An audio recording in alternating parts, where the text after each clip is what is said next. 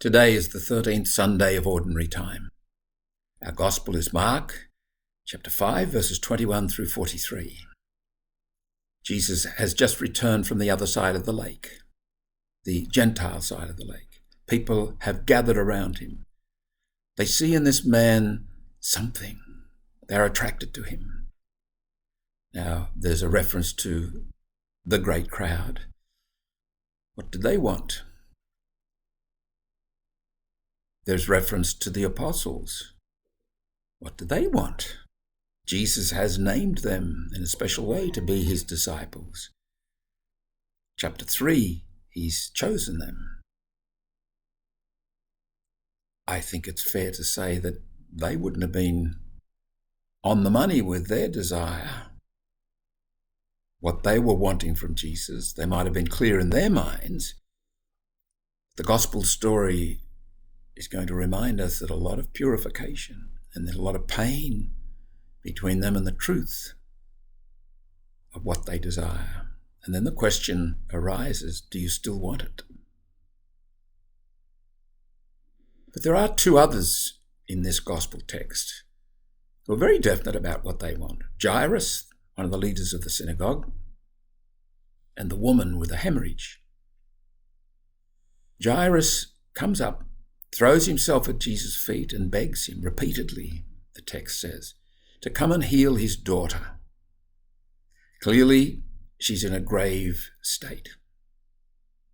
Fearful of her dying, he begs Jesus to come and heal her. Now, given what he would have heard of or maybe actually witnessed, we could perhaps reasonably assume that he's a desperate dad, clutching at a straw, and he finds in Jesus the last hope.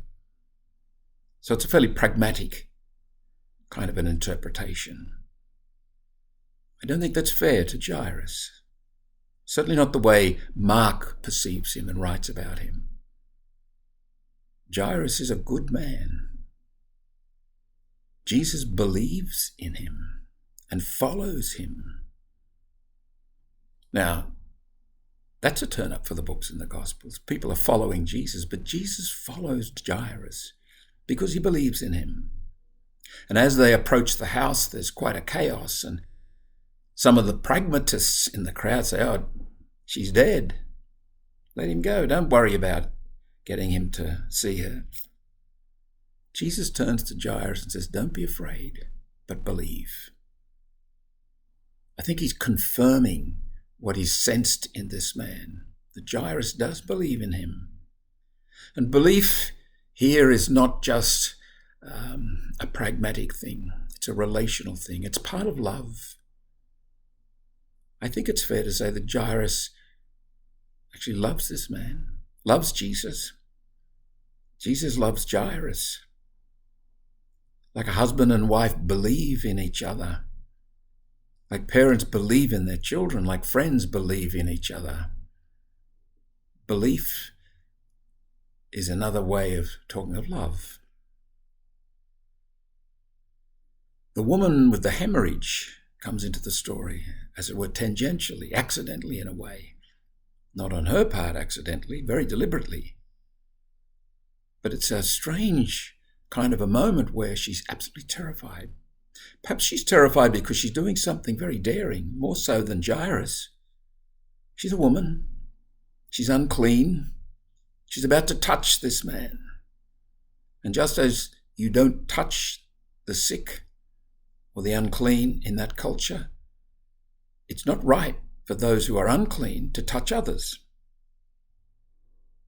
She is willing to do anything, not just to break away from this terrible illness.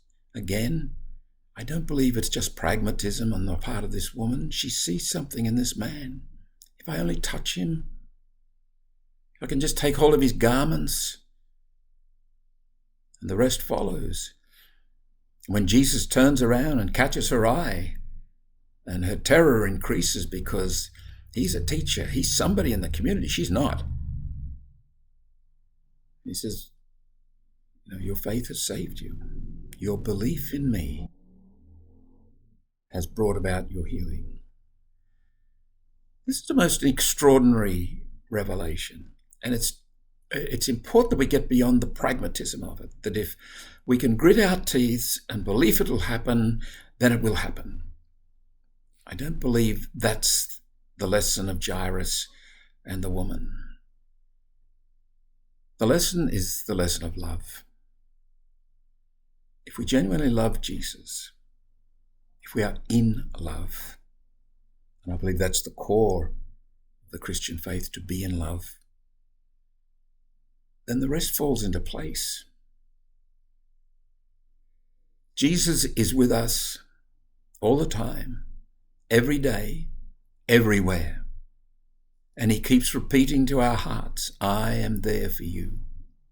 I'll be with you until the end of time. What do you want? Do we know what we want? I suggest that desire itself, even if we don't know what the desire is actually about, but we see in Jesus something, like the crowd, like the apostles, like Jairus, like the woman.